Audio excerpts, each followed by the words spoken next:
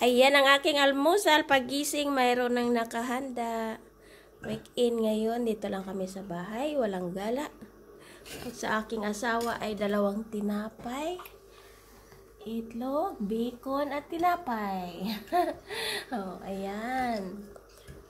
Tanghali tayo gumising pag walang trabaho. Tapos, ayan na, hinahandaan ako ng aking asawa.